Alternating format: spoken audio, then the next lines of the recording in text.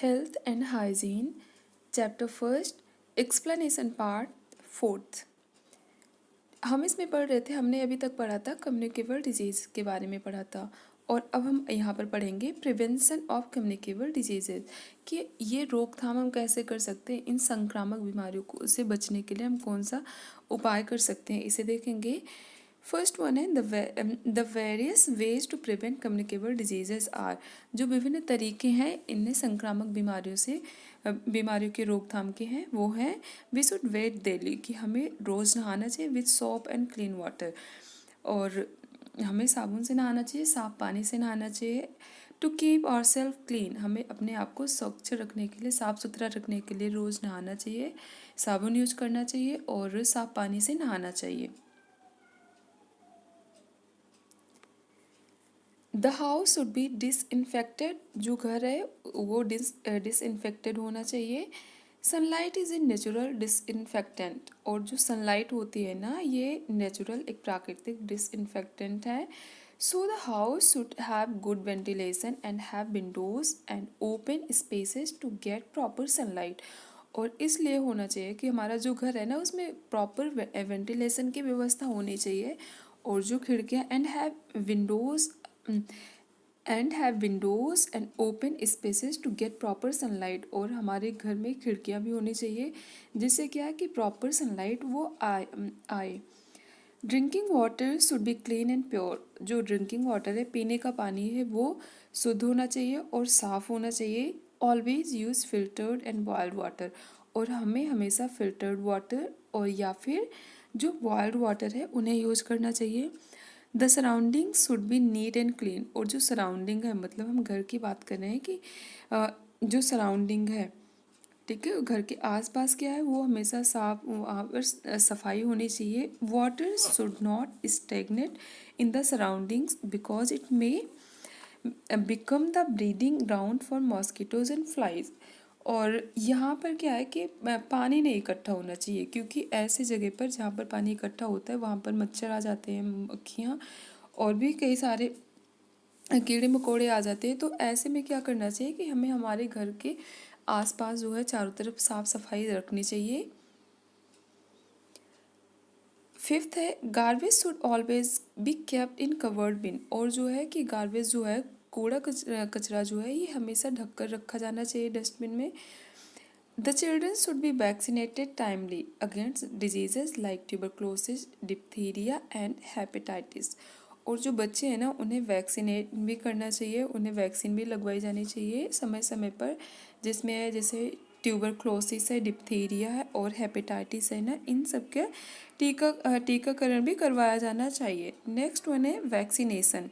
This is a effective way of preventing communicable diseases, और ये सबसे इफ़ेक्टिव वे है जो मतलब effective way of preventing communicable diseases, मतलब जो संक्रामक बीमारियां हैं ना इनके रोकथाम के लिए ये सबसे प्रभावशाली तरीका है।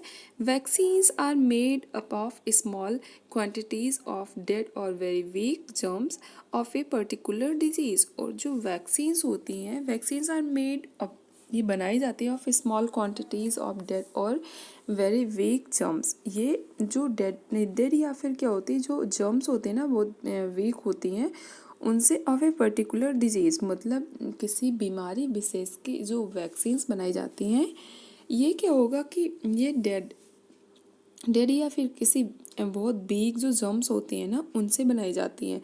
दे आर गिवन ओरली और इंजेक्टेड अनटू द बॉडी। इन्हें क्या है कि हम या तो मुंह में डाल सकते हैं, जैसे आपने देखा होगा कि हम पोलियो का ड्रॉप लेते हैं ना, तो इन्हें हम ओरल भी ले सकते हैं या फिर इंजेक्ट या इंजेक्शन के द्वारा भी हम लगवाते हैं। When the vaccine enters the body, जब वैक्सीन शरीर में आता है, एंटर करता है, the body produces substances capable of fighting the weekend germs of that disease. और जब ये होता है ना वैक्सीन, मतलब कुल मिलाकर ये है कि ये ऐसे उसमें हम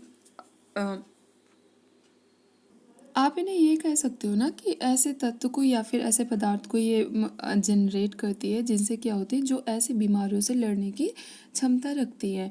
this create immunity against A particular disease. और जो क्या होता है कि जैसे पोलियो का टीका है, पोलियो की जो वैक्सीन होती है, या फिर डिप्थीरिया, मतलब जो भी ये वैक्सीन होते हैं ना, ये इनसे क्या इम्यूनिटी को बूस्ट करते हैं।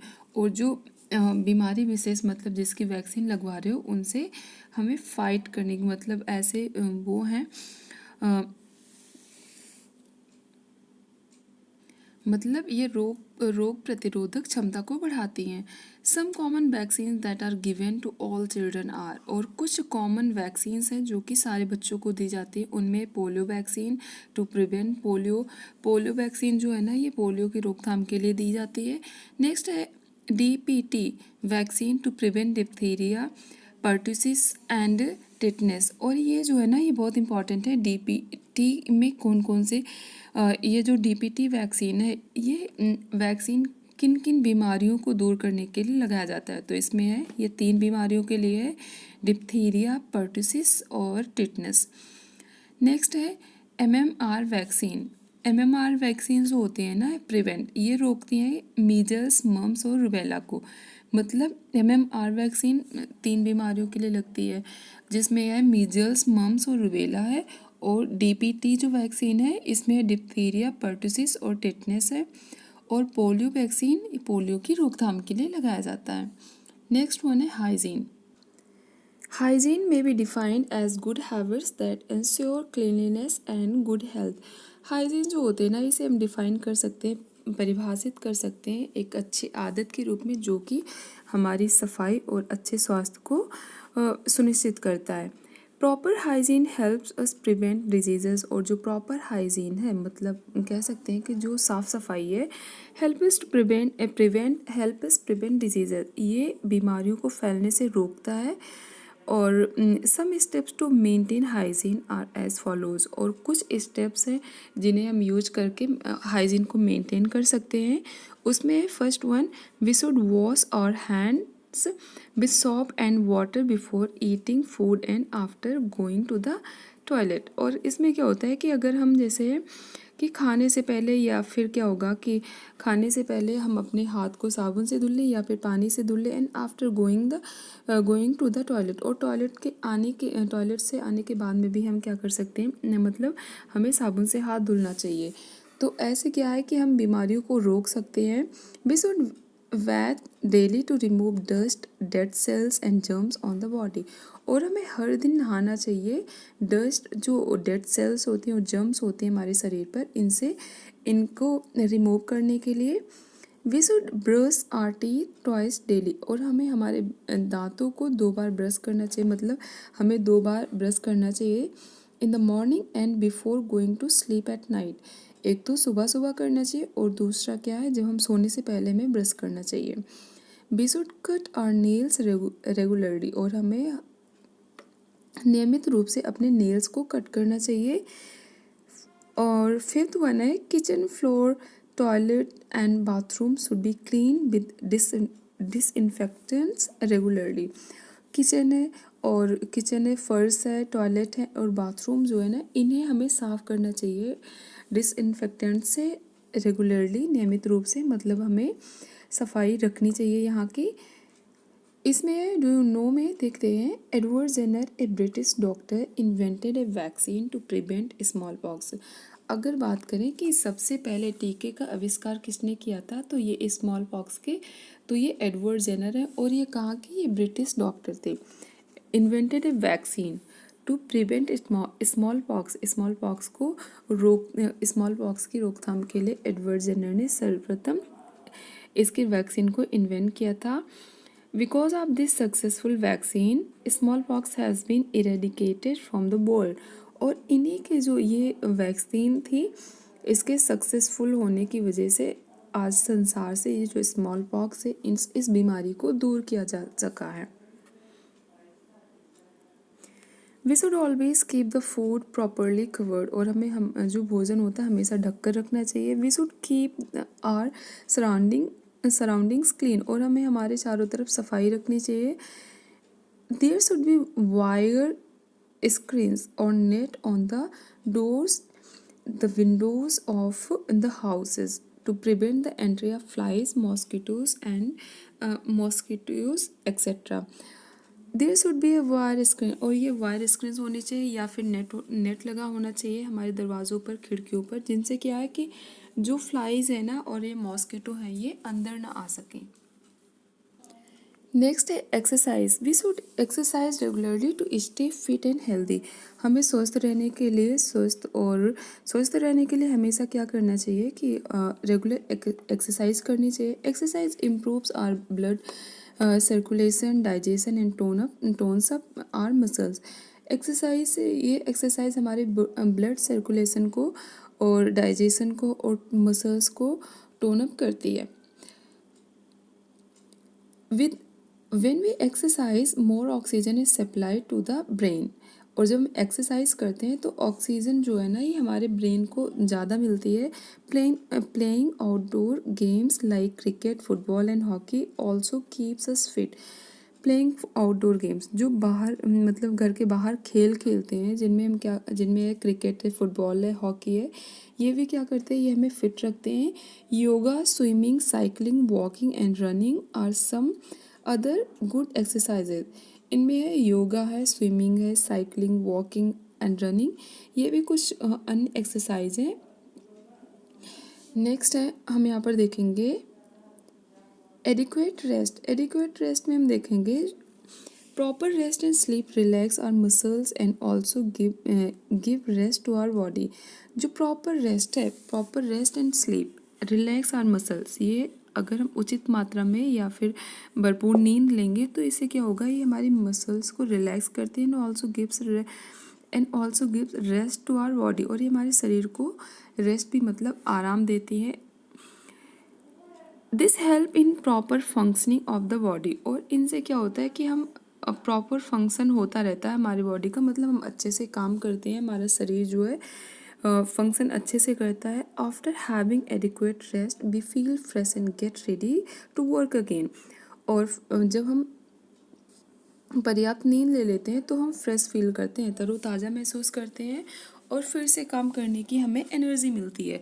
To stay healthy an adult needs 6 to 8 hours of sleep in a day. और स्वस्थ रहने के लिए एक एडल्ट को जो होता है उसे 6 से 8 घंटे की नींद ज़रूरी होती है दिन में। Inadequate sleep can make us sick. अगर हम पर्याप्त नींद नहीं लेंगे तो ये क्या है, हमें बीमार बना सकता है। Staying up late to watch television और other is a bad habit. Staying up late to watch television मतलब बहुत देर तक क्या होगा कि हम अगर टीवी देखते हैं तो ये सारी चीज़ें जो होती हैं ना, ये बैड हैबिट्स होती हैं। नेक्स्ट है पोस्चर की बात करते हैं। पोस्चर मतलब आपकी सिटिंग पोजीशन कैसी है। Posture is the position in which we hold our body when we sit. Posture वह होता है कि जिसमें हम क्या करते हैं कि in which we hold our body, हम अपने शरीर को संभाल कर रखते हैं, या फिर कह सकते हैं हम बैठते हैं when we sit, जब हम बैठते हैं। stand और move मतलब हम बैठते हैं, खड़े होते हैं या फिर चलते हैं, तो उस टाइम हमारे शरीर का पोस्चर क्या होता है, मतलब हम किस तरीके से, या झुककर तो नहीं चलते हैं या फिर झुककर तो नहीं बैठते हैं, या फिर क्या है कि मतलब सही से चलते हैं कि नहीं, ये होता है। वाइल स्टैंडिंग और sitting we must keep our back straight. While standing और सिटिंग, जब हम बैठते हैं या फिर खड़े होते हैं तो हमारी जो बैक है मतलब पीठ है ये स्ट्रेट होनी चाहिए, सीधी होनी चाहिए। Leaning forward while reading puts extra pressure on our back and eyes. और क्या होगा कि लीनिंग फॉरवर्ड, अगर हम आगे ज़्यादा झुके हुए होते हैं तो पढ़ने की मतलब जब हम पढ़ाई करते हैं उस दौरान जब अगर हम आगे ज़्यादा झुके हुए होते हैं तो एक एक्स्ट्रा प्रेशर डालता है ऑन आवर बैक, हमारे ऐसे बैक पर और साथ ही साथ आइस पर ये एक्स्ट्रा प्रेशर डालता है। Correct posture gives us a graceful appearance while incorrect posture over a long period of time can make us sick. और अगर हम देखें कि करेक्ट पोस्चर मतलब जो ठीक से बैठते हैं, हमारा जो पोजीशन है पोस्चर जैसा है कि अगर अच्छा होगा, गिव्स अस ग्रेसफुल अपीयरेंस, एक हम अच्छे दिखते भी हैं वाइल इन करेक्ट पोस्चर, लेकिन जब वही अगर हमारा पोस्चर गलत है over a long period of time, काफ़ी लंबे समय तक, कैन मेक अस सिक, तो ऐसे में क्या होगा, हम बीमार हो जाएंगे।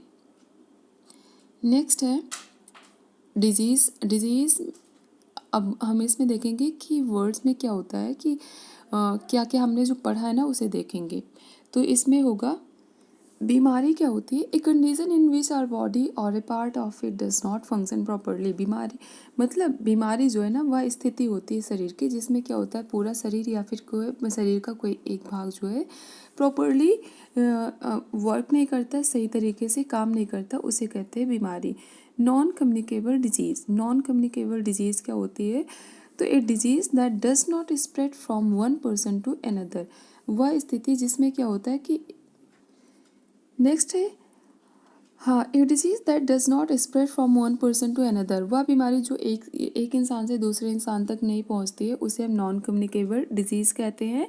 और नेक्स्ट वन है communicable disease. A disease that spread from one person to another, एक इंसान से दूसरे इंसान तक पहुंचने वाली बीमारी को हम कम्युनिकेबल डिजीज़ कहते हैं। नेक्स्ट है बैलेंस्ड डाइट, संतुलित आहार। A diet that contains the right proportion of different nutrients, roughness and water needed for the proper functioning of our body। Balance diet या संतुलित आहार वह आहार होता है जिसमें क्या होता है कि जो भोजन हम करते हैं या फिर जो चीज़ हम खाते हैं उसमें क्या होगा, right proportion of different nutrients, मतलब जो विभिन्न प्रकार के पोषक तत्व हैं वो एक उचित मात्रा में होने चाहिए। इसके साथ ही साथ roughage and water needed for the proper functioning of our body. तो ये सारी चीज़ें हमारे प्रॉपर फंक्शनिंग की, हमारे शरीर अच्छे से काम करे, हम फिट रहें, इन सब के लिए क्या है कि हमें बैलेंस डाइट लेनी चाहिए।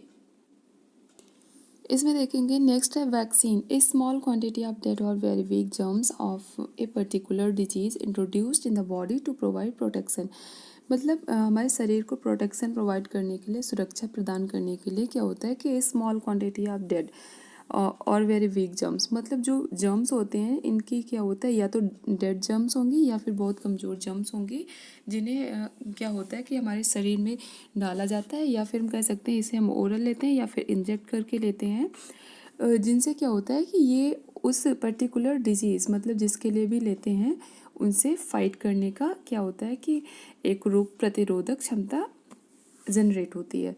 नेक्स्ट है hygiene, good habits that ensure cleanliness and good health. Hygiene वह होता है कि वह एक अच्छी आदत जो क्या करती है कि हमें सफाई, जिसमें हम क्या करते हैं हमारी सफाई और अच्छे स्वास्थ्य को सुनिश्चित करता है। कुछ क्वेश्चंस देख लेते हैं। Cereal, fruits, potato and honey are some sources of, ये कार्बोहाइड्रेट के सोर्स होते हैं। Which of the following is non communicable disease, इनमें से नॉन कम्युनिकेबल डिजीज़ कौन सी है। Chicken pox, very very common cold, तो इन दोनों में कॉमन कोल्ड और चिकन पॉक्स ये कम्युनिकेबल डिजीज़ है। और जो वेरी वेरी है जो विटामिन बी की कमी से होता है ये नॉन कम्युनिकेबल डिजीज़ है। A person is found to have swelling in the neck region, which disease is he और सी सफरिंग फ्रॉम, वह इंसान जिसमें क्या होता है कि जो नेक रीजन है उसमें स्वेलिंग होता है ना, वो कौन सी बीमारी होती है, तो ये है ग्वाइटर होता है।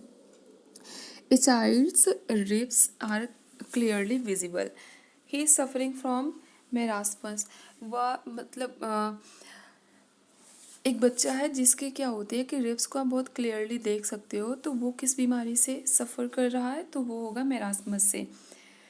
Dengue is spread through, dengue जो होता है ना किससे होता है, तो ये मॉस्किटो से होता है। नेक्स्ट है फिल इन द ब्लैंक, इसमें देखते हैं milk, butter, ghee and dry fruits are some sources of fat, ये फैट के हैं।